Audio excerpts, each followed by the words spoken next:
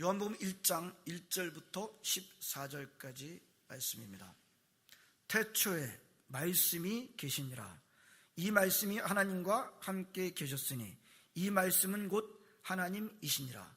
그가 태초에 하나님과 함께 계셨고 만물이 그로 말미암아 지은 바 되었으니 지은 것이 하나도 그가 없이는 된 것이 없느니라. 그 안에 생명이 있었으니 이 생명은 사람들의 빛이라. 빛이 어둠에 비치되 어둠이 깨닫지 못하더라. 하나님께로부터 보내심을 받은 사람이 있으니 그의 이름은 요한이라. 그가 증언하러 왔으니 곧 빛에 대하여 증언하고 모든 사람이 자기로 말미암아 믿게 하려 함이라. 그는 이 빛이 아니요 이 빛에 대하여 증언하러 온 자라. 참 빛 곧 세상에 와서 각 사람에게 비추는 빛이 있었나니 그가 세상에 계셨으며 세상은 그로 말미암아 지은 바 되었을 때 세상이 그를 알지 못하였고 자기 땅에 오매 자기 백성이 영접하지 아니하였으나 영접하는 자 곧 그 이름을 믿는 자들에게는 하나님의 자녀가 되는 권세를 주었으니 이는 혈통으로나 육정으로나 사람의 뜻으로 나지 아니하고 오직 하나님께로부터 난 자들이니라. 말씀이 육신이 되어 우리 가운데 거하심에 우리가 그의 영광을 보니 아버지의 독생자의 영광이요 은혜와 진리가 충만하더라. 아멘. 지난 주간 뉴스를 읽다가 기가 막힌 뉴스를 보게 됐습니다. 새벽 기도회 때 그 다음날 곧바로 제가 우리 새벽 기도원들하고 좀 나누게 됐었는데요. 보신 적이 있으신지요? 인공지능을 신으로 숭배하는 종교가 미국에서 시작됐다 라는 뉴스입니다. 보신 분들도 계실 거예요. 그 인공지능 종교법인을 등록한 사람은 이렇게 말했다고 합니다. 인공지능을 바탕으로 하는 신을 개발하고 그 신을 숭배하는 것을 통해서 더 나은 사회를 만드는 것을 목표로 한다. 2029년 정도가 되면 컴퓨터가 인간의 지식을 거의 능가하게 된다고 합니다. 그때는 인공지능이 사람이 어떻게 살아야 되는지를 알려주는 성경을 써줄 수 있을 것이다. 사람들은 그 인공지능에게 순종하기를 바랄 수 있다. 인공지능이라는 말 어렵지 않죠? 얼마 전에 우리 한국의 최고의 바둑 기사하고 그 알파고라고 하는, 알파고가 무슨 고등학교 이름이 아니고요. 네. 알파고하고 이렇게 붙었는데 그 알파고가 바로 인공지능에 붙여준 이름입니다. 졌어요. 한 번 딱 이겼습니다만 우리 그때 상당히 그 기대와는 다른 충격을 받았던 것을 우리가 서로 나눈 적이 있습니다. 바로 그 인공지능이 하나님이 될 수 있다. 근데 이렇게 주장을 합니다. 사람들은 인공지능이 어떻게 돌아가는지는 잘 모르지만 그런 몰라도 길찾기라든지 여러분 내비게이션 시스템 이용하잖아요. 날씨, 그 다음에 요즘은 뭐 의사들의 의료적 판단까지 요즘은 컴퓨터가 하잖아요. 그런 판단까지 부탁하고 그 결과가 가장 최고다. 그 기계가 내놓는 결과의 판단이 최고다라고 하는 믿음을 갖고 있지 않느냐. 적어도 여러분들 상당히 대부분의 사람들이 그 내비게이션 시스템을 이용하고 의지하지 않습니까? 일상생활에서 믿고 의지한다는 말이죠. 그렇게 믿고 의지하는 대상이라고 한다면 인공지능도 신과 같은 종교적 숭배의 대상이 될 수 있지 않겠느냐. 와, 이 무서운 논리로요.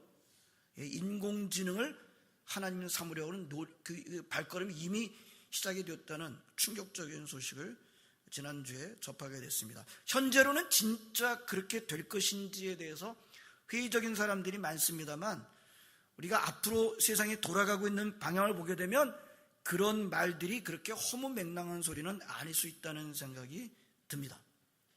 그러면서 저는 이런 생각까지 듭니다. 지금에 계신 분들보다 우리의 자녀들이 좀 더 살기 어렵겠다. 그런 생각이 참 많이 들어요. 자, 앞으로가 좀 더 어렵지 않겠는가? 근데 또 한편에 이렇게 말하는 사람이 있습니다. 그렇게 미래에 대한 걱정은 어느 시대든 늘 있었기 마련입니다. 항상 사람들은 자기네가 살던 시대가 가장 어렵다고 하고 그렇게 특별하게 자꾸 그렇게 생각을 하는 경향이 있어요. 똑같습니다. 모든 시대가 다 미래를 그렇게 이렇게 걱정스러운 눈으로 보게 됩니다. 근데 여러분, 제가 그런 일반적인 생각을 다 받아들인다고 해도 보통 세상이 앞으로의 세상이 그렇게 밝지만은 않다라는 것이 대부분의 사람들의 공통된 생각인 것을 저는 발견하게 됩니다. 자, 이렇게 인공지능을 신으로 숭배하는 그런 뉴스가 나오는 이 세상 중에 오늘 저희들은 대림절 기간을 지나게 됩니다. 자, 우리는 오늘 요한복음 1장 본문을 통해서 예수님이 이 땅에 오셨다는 그 의미를 다시 묵상하도록 하겠습니다. 요한복음은요, 마태복음, 마가복음, 누가복음과는 좀 다른 점이 있어요. 예? 우리 마태복음, 마가복음, 누가복음, 우리 신영락교회 성경 열심히 읽고 큐티도 열심히 하는 것으로 알고 있습니다.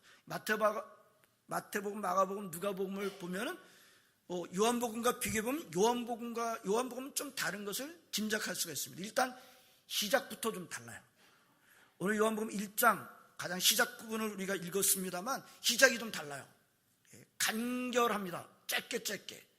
근데 굉장히 심오합니다. 태초에 말씀이 계시니라.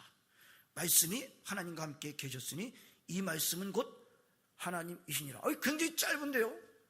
그 아주 내용들이 아주 심오한 그런 내용들로 시작하고 있는 것을 보게 됩니다. 작년에도 이 말씀을 묵상한 적이 있어요. 기억하시는지요? 그래서 제가 요한복음 1장 1절은 어떤 면에서 예수님의 족보다 라고 그렇게 전한 적이 있습니다. 기억나시는지요? 너무 앞에 우리 연락하신 분들은 기억나는데 저 뒤에 계신 분들은 전혀 목사님이 이상한 말씀하시네. 제가 뭐 기대하기 어려운 기대를 하는 건가요? 예. 어떤 면에서 예수님의 족보다, 여러분 마태복음과 누가복음에는 누가 누구를 낳고 이런 식의 족보가 있는데 요한복음 1장 1절은 전혀 다른 차원의 족보를 말씀하고 있다. 태초에 말씀이 계시니라. 이 말씀이 하나님과 함께 계셨다. 이거 보면 영적인 차원의 족보, 영적인 차원으로 예수님의 기원을 말씀해주고 있다는 점을 지난번에 살펴봤습니다. 다시 한번 보겠습니다. 태초에 말씀이 계시니라. 이 말씀이 하나님과 함께 계셨으니 이 말씀은 곧 하나님이시라. 1절에서의 주어는 뭔가요? 1절에서 주어는 뭔가요? 말씀이 주어입니다. 그렇죠? 한국어 성경은 말씀이라고 번역한 그 부분을 영어 성경은 거의 똑같이 말씀에 해당하는 the word라고 번역을 했어요. 근데 word를 이제 대문자로 썼습니다. W자를 대문자로 써가지고 좀 일반적인 그런 말이 아니라 말씀이다라고 한 것을 보게 됩니다. 근데 이 우리나라 성경의 말씀, 그리고 영어 성경의 the word의 원문에 해당되는 헬라어 원문은 그 단어가 뭔가 하면 로고스다. 작년에 이것도 했어요. 기억하시는 분들이 계실지 모르겠습니다. 자, 오늘은 그래서 제가 오늘은 아예 설교 제목에다가 로고스라는 말을 넣었습니다. 설교 제목에다가 로고스이신 예수님. 로고스 이거 너무 어려운데요. 어렵게 생각하지 마시길 바랍니다. 오늘 성경 본문에서 우리가 있는 태초에 말씀이 계시니라는 말씀이라고 하는 원래의 단어가 헬라어는 로고스다라고 하는 것입니다. 이 로고스라는 말을 여러분들이 전혀 못 접해보던 말은 아니잖아요. 그죠? 로고스라는 말을 우리가 전혀 못 접해보던 말은 아닙니다. 기억나시나요? 선교를 하러 다니는 배가 있었었죠? 그 배, 이름을 로고스라고 이렇게 로고스 이렇게 붙인 것을 기억하지 않습니까? 로고스라고 하는 것을 이제 우리가 전혀 못 듣어보던 건 아닙니다. 자, 이 로고스를 넣어가지고 1절을 한번 다시 읽어볼까요? 어떻게 될까요? 태초에 로고스가 계시니라. 이 로고스는 하나님과 함께 하셨습니다. 이 로고스는 곧 하나님이십니다. 그러더니 2절에서는 어떻게 합니까? 그는 태초에 하나님과 함께 계셨고, 눈치가 빠르신 분들은 1절에서는 로고스 말씀 그려놓고서는 2절에서는 그는 하고 나온다. 그는 인칭으로 이렇게 나온단 말이에요. 그러니까 1절에서 말씀한 로고스 말씀이라는 것이 한 인격을 말하는구나 라고 하는 것을 금세 짐작할 수가 있는데, 근데 이상하게도 그라고 말해놓고는 요한복음은 그러면 그가 누군지 이름을 가르쳐줘야 돼. 이름을 안 가르쳐줘요. 계속해서 읽다 보면 앞에 부분에서 그 이름을 안 가르쳐줘요. 안 가르쳐주고 어디서 가르쳐주는가 하면 17절 가서야 가르쳐줍니다. 17절 가서야.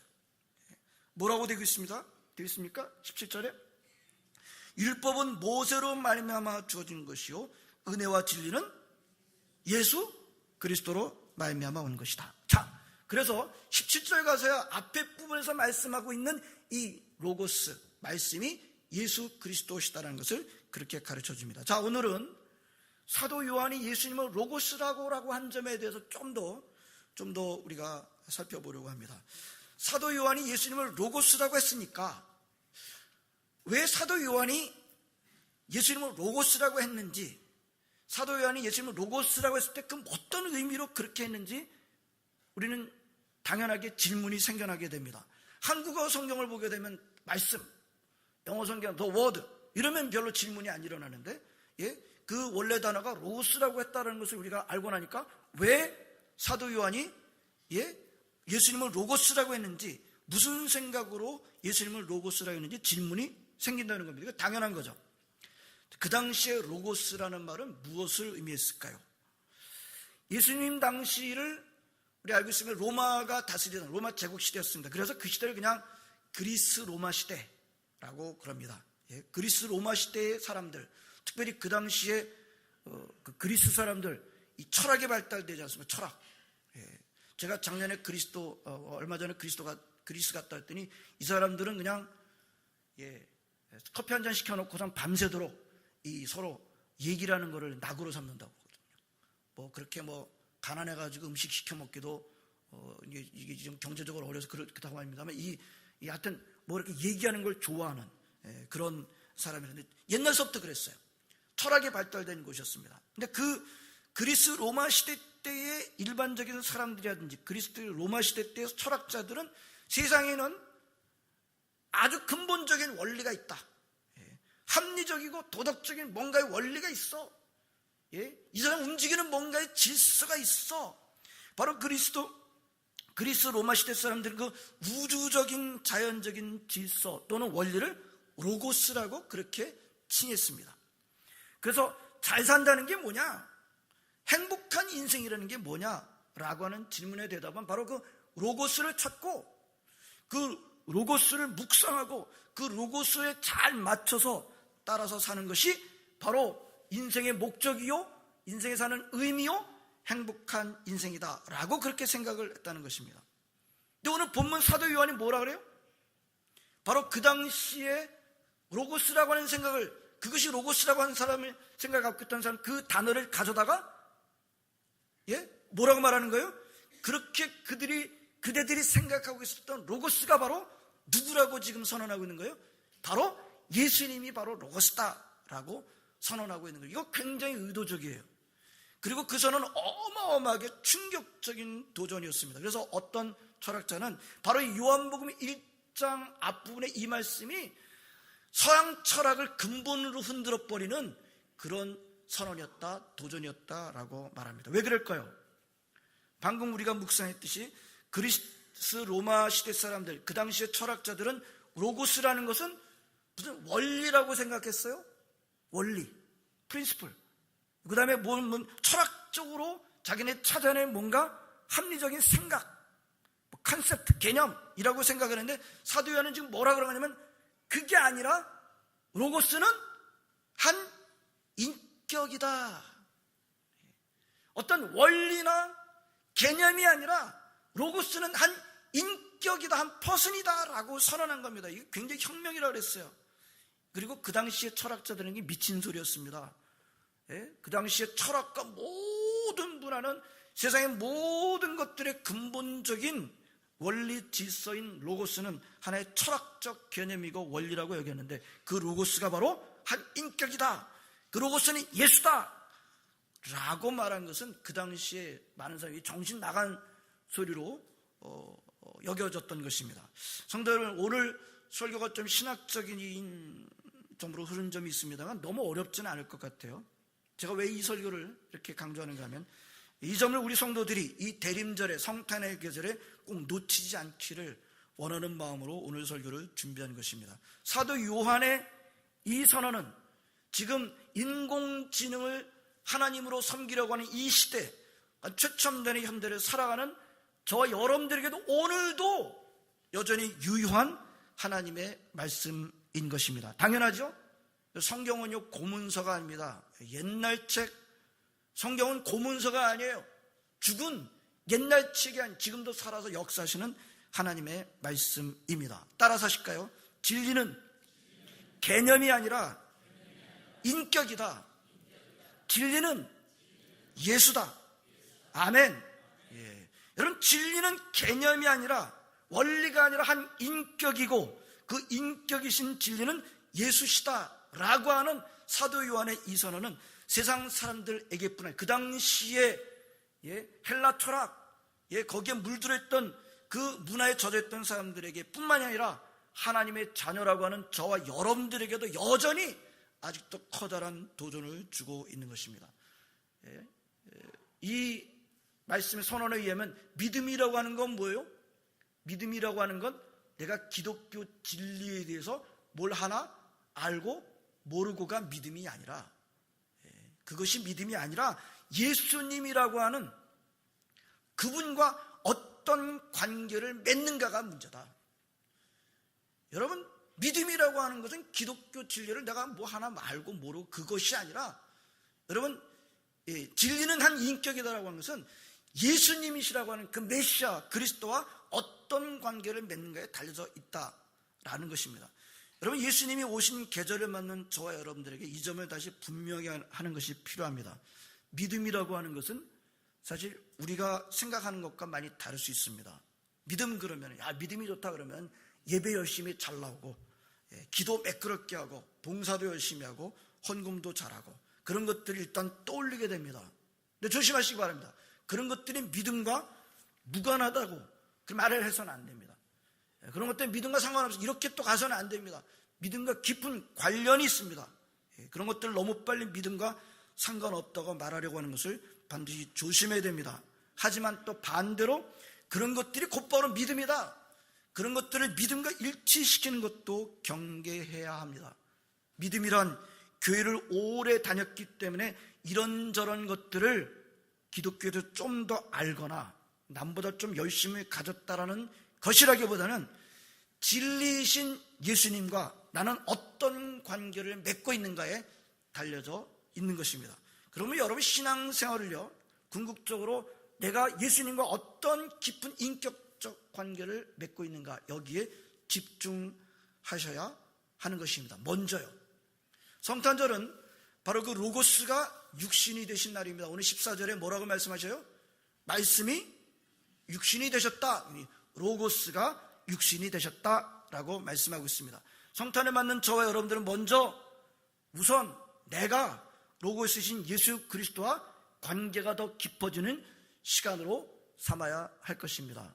정신 차리지 않으면 지금 상업적인 이 성탄절 때문에 우리가 마음이 분주해지고 이게 집중하지 못할 때가 있습니다만, 먼저 이 대림절 성탄의 계절에 로고스이신 예수님과 더 관계가 깊어지는 시간으로 각자 그렇게 삼아야 할 것입니다. 그리고 로고스이신 예수님께서 우리에게 선물로 오셨듯이 우리도 우리 자신을 다른 사람들에게 선물로 주어서 다른 사람들을 예수 그리스도와 관계 맺게 하는 일에 또한 힘써야 할 것입니다.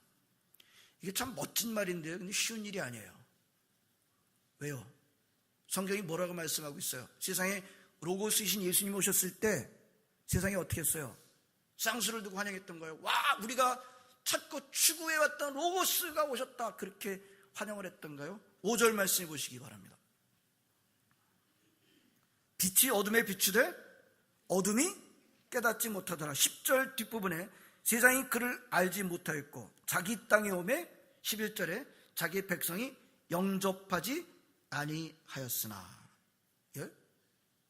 예수님이 분명히 오셨어요. 로고스가 분명히 나타났어요. 그러나 세상이 그를 알지 못하였고, 심지어 자기 백성한테 왔는데 자기 백성들이 영접하지도 않고. 지금도 그러지 않나요? 지금도. 여러분, 성탄절이 무슨 날이에요? 좀 전에 말씀이 육신이 되신 날. 로고스가 육신이 되신 날. 그게 성탄절이에요. 그런데 로고스가 육신이 되신 날에 우리는 로고스를 환영하나요? 예수님을 환영하나요? 예수님 환영 잘 안 해요. 성탄의 계절에 아무리 텔레비전을 틀어봐도 예수님은 잘 안 보이고 누구만 보여요? 산타는 환영해요. 예수님 환영 안 해요. 여러분, 세상은 대놓고요, 옛날도 그랬으면 지금도 예수님을 빼버리려고 합니다. 지워버리려고, 자꾸 지워버리려고. 패싱 코리아가 문제라고 생각하십니까? 한국 건너뛰기? 패싱 지저스가 더 근본적인 문제. 예수 건너뛰기. 하나님의 자녀들이 깨어있어야 하겠습니다. 우리가 잘 알고 있는, 우리가 암송하고 있는 12절 말씀이 뭐라고 하는지 묵상하도록 하겠습니다. 뭐라고 말씀하세요? 영접하는 자, 곧 그 이름을 믿는 자들에게는 하나님의 자녀가 되는 권세를 줬다.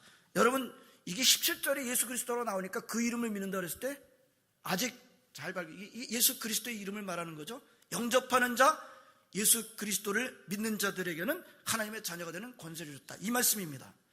세상은 예수님을 영접하지 않습니다만, 그런데 예수님을 영접하는 사람, 즉 예수님을 인정하고 예수 그리스도를 믿는 사람들은 어떻게 된다고요? 어떻게 된다고요? 하나님의 자녀가 되는 권세를 주셨다. 권세를 줬다. 이 번역이 지난번에도 살펴봤어요. 이 번역이 잘못된 번역이 아니라고 그랬어요. 이 잘못된 번역이 아니에요. 잘못된 번역 같으면 개역개정인데, 고쳐갖고 나왔을 것 같은데 개역개정이 그대로 권세가 된다라고 한 번역을 작년도에 우리가 살펴봤습니다. 성도 여러분, 하나님의 자녀가 된다는 것은 특권입니다. 하나님의 자녀가 된다는 것은 권세입니다. 앞에서 우리는 어떤 개념을 하나 모르고가 아니라, 진리라고 하는 것은 어떤 뭘 하나 알고 모르고가 아니라 한 인격이시다라고 하는 것을 우리가 묵상했습니다. 여러분, 그래서 진리는 예수님이고 진리를 깨닫는다라고 하는 것은 예수님과 인격적 관계를 맺는 것이라고 했습니다. 12절을 다시 한번 보시기 바랍니다. 진리를 깨달은 사람, 즉 예수님을 영접하는 사람은 어떻게 된다? 이렇게 된다, 저렇게 된다, 이런 복을 받는다, 저런 복을 받는다 라고 말씀하지 않고 뭐라고 말씀하세요? 하나님의 자녀가 된다. 그렇게만 말씀하고 있어요. 예수님을 영접하는 사람은 하나님의 자녀가 된다. 이 얼마나 관계적인 표현이에요. 예수님의 믿는 사람은 하나님의 자녀가 된다. 이 얼마나 관계적인 표현으로 복을 말씀하고 있습니까? 여러분, 하나님의 자녀가 되는 것은 권세인 줄로 믿습니다. 아멘. 하나님과의 관계가 권세예요. 권세. 그 권세는 로고스이신 예수님을 영접할 때, 그분과 관계를 맺을 때 또한 누리게 되는 것입니다. 자, 여기서 우리 또 한번 우리 자신에게 질문해 보겠습니다. 뭐가 끝까지 남을까요? 자, 우리 젊으신 분들도 계십니다. 젊으신 분들도 너무 그렇게 시간이 많다고 생각하시면 안 돼요. 제가 볼 때 시간이 그렇게 많지 않아요. 그죠? 여기 우리 다 시간이 그렇게 많지 않아요. 그러면 이 생각을 우리가 해야 되지 않겠어요? 뭐가 끝까지 남을까? 저는 이 생각을 늘 하고 있습니다. 하게 됩니다. 하게 되는 게 정상이 아닐까요? 여러분들도 하게 될 것 같아요. 뭐가 끝까지 남을까? 우리가 지금 그 어느 때보다도 많은 것들을 누리고 갖고 있습니다만, 이런 생각을 해봐요. 이게 도대체 뭐가 끝까지 남을까? 우리 손에 남는 게 뭘까? 내가 쥐고 갈 수 있는 게 뭘까? 뭐가 남을 것 같아, 내 손에? 뭐가 남는데요? 말씀 안 하세요. 왜? 뭐가 남는데요? 빈손이래요. 빈손으로 왔다가 빈손으로 간대. 이게 불교가 가르쳐 준 거예요? 아니요, 성경이 말씀하고 있는 거예요. 가져갈 수 없어요. 손에 남는 게 없어요. 그러나 이건 남죠? 이건 남아요. 뭐가 남아요? 나는 누구에게 속해져 있는가? 나는 누구의 자녀인가? 나는 하나님의 자녀인가? 마귀의 자녀인가? 이건 남아요. 우리가 가지고 있는 권세 그 어떤 것도 죽음이라는 장벽을 넘어가지 못합니다. 그게 죽음이에요. 넘어가지 못해요. 이어지지 않아요. 영원으로 이어지는 것 없습니다. 영원으로 이어지는 것 있어요. 내가 누구인지, 하나님의 자녀인지 아닌지, 이건 이어져요. 이건 분명한 것입니다. 성도 여러분, 예수님을 영접하는 사람은, 예수님을 믿는 사람은, 예수님이 생명이시여 빛이라고 인정하는 사람은 하나님의 자녀가 되는 특권을 누리게 된다, 권세를 누리게 된다. 우리 시딘영락교회 성도 여러분들은 세상 권세가 아니라, 세상 권세는 넘어가지 못해요. 요단강을 건너가지 못해요. 그러나 하나님의 자녀가 되는 권세는 넘어가게 되는 줄로 믿습니다. 그런 면에서 권세예요. 그런 면에서 권세. 이거는 뭐 세상적인 권세와는 전혀 차원이 다른 권세인 것을 놓치시지 마시기 바랍니다. 오늘 사도 요한의 이 요한복음 1장에서 하는 이 도전적인 선언이 저와 여러분들에게도 큰 도전이 되시기를 진심으로 바랍니다. 진리는 뭘 하나 알고 모르고 원리가 아니다, 개념이 아니다. 진리는 뭐라고요? 한 인격이다. 진리는 예수 그리스도시다. 그 진리가 육신이 되셨다. 로고스가 육신이 되셨다. 우리 성탄의 계절에 그 어떤 것보다도 이 점이 더욱더 뚜렷해지고 분명해지게 되기를 진심으로 바랍니다.